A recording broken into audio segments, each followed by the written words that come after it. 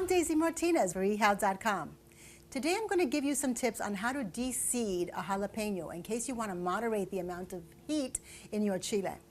When you buy a jalapeno, you want to buy a chile that is shiny, dark green, has no soft spots, and has a nice green firm stem.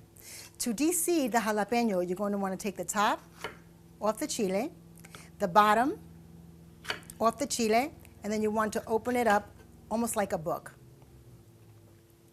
Once we do that, we're just going to work the inside ribs. You just run your knife along the ribs and open the chile as you go along. You take out the whole core just like that. And what you're left with is the meat of the chile, and you know that most of the heat in a chile is usually in the ribs and the seeds. So by taking the claws off the dragon, so to speak, you can really monitor the amount of heat that you have in your chile.